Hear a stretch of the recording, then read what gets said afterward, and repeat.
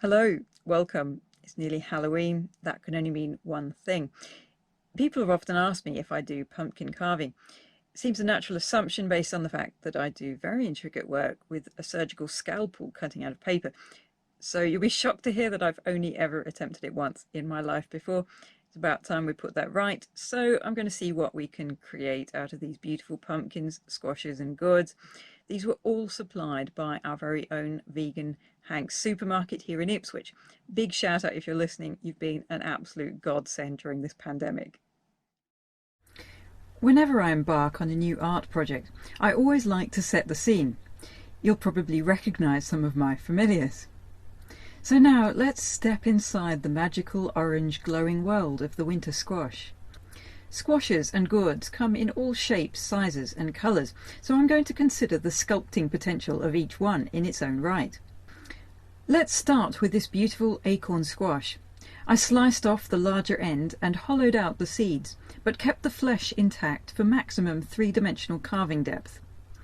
I started off with a small knife to establish a few basic angles, and then soon switched to lino cutting tools. It's been 20 years since I did lino cutting, though I've done a lot of paper cutting in the meantime. There are a lot of similarities between these related art forms, but this is definitely the first time I'm properly carving in 3 dimensions.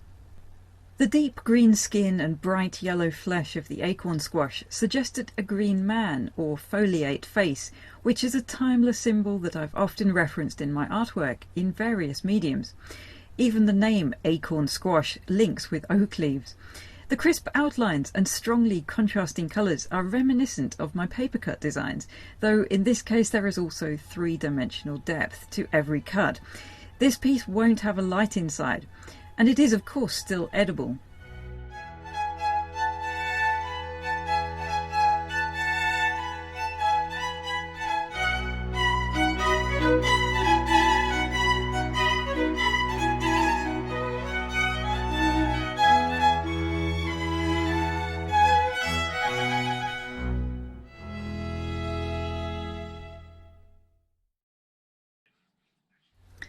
Next up is an amber cup squash.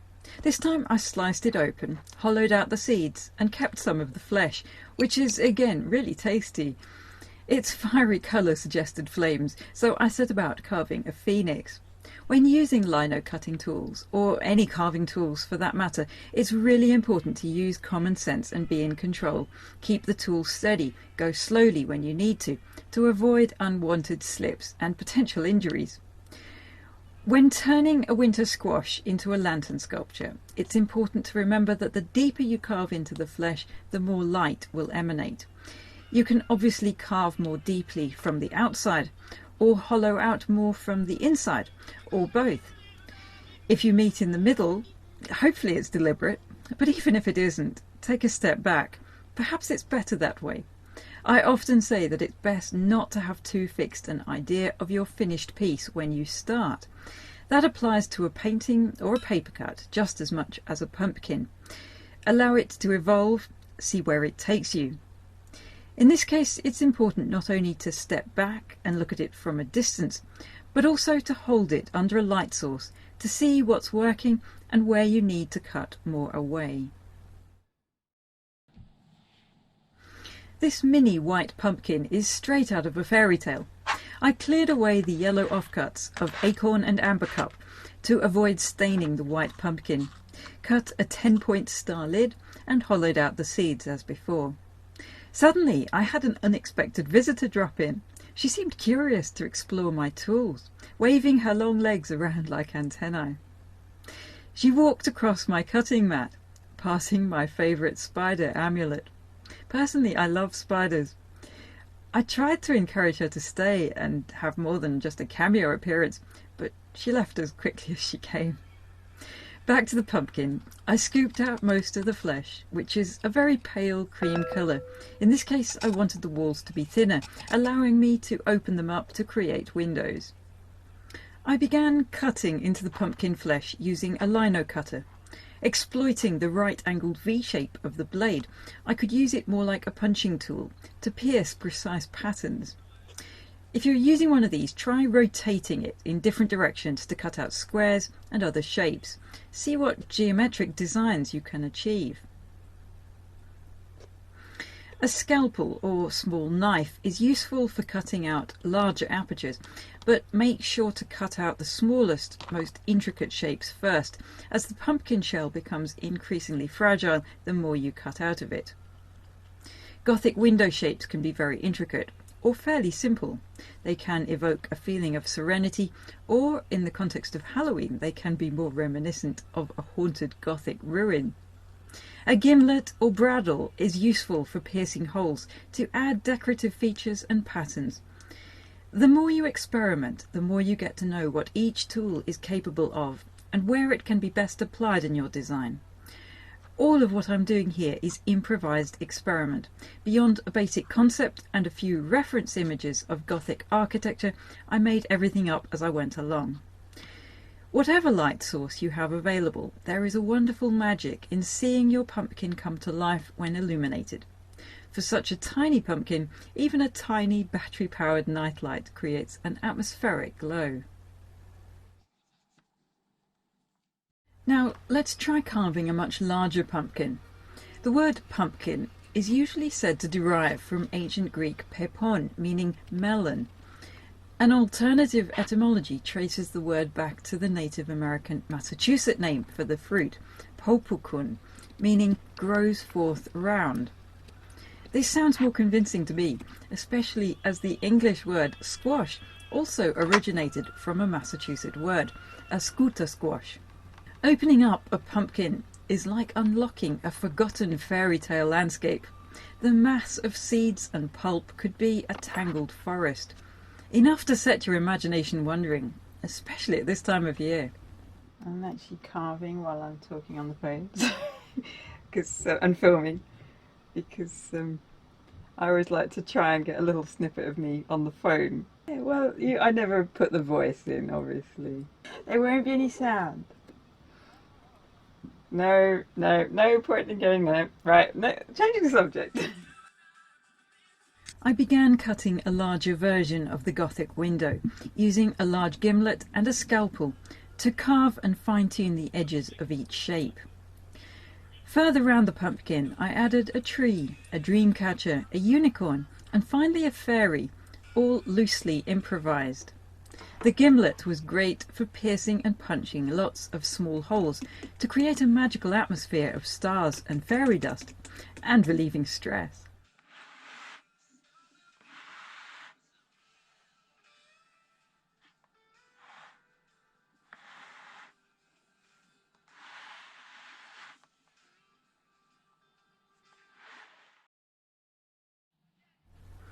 By this stage, I was hooked on pumpkin carving, so I ordered one more from Hanks.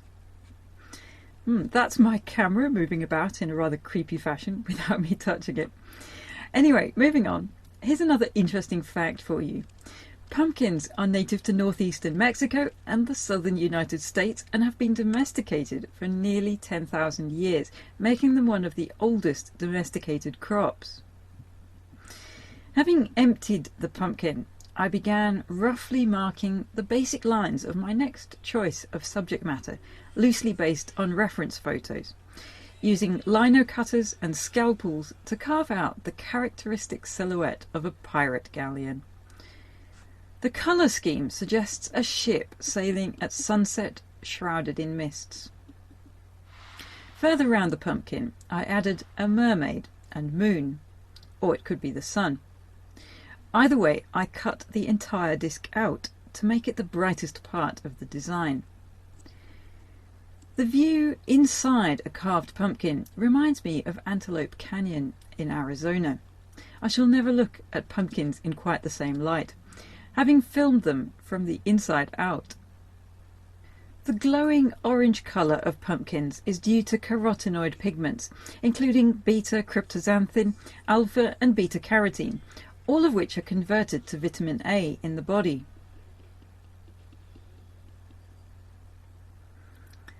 An octopus continues the nautical theme on this pumpkin. Who says you can't have an octopus on a pumpkin?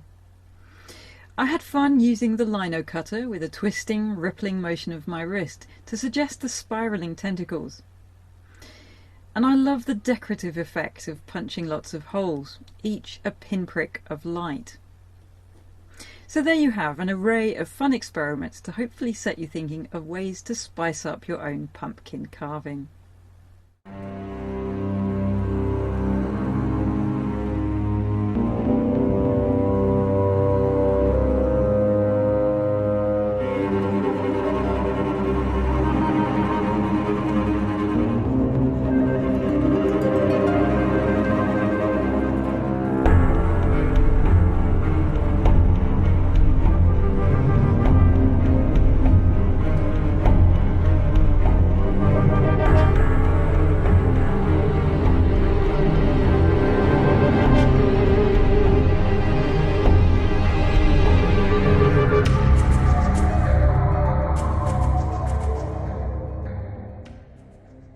I do hope you've enjoyed this short film and feel inspired to experiment and be creative in your own pumpkin carving.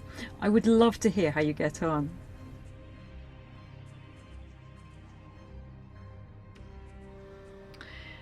Since I'm currently unable to perform live art demos in public as I used to, I'm focusing instead on presenting this ongoing series of video tutorials and demos via YouTube.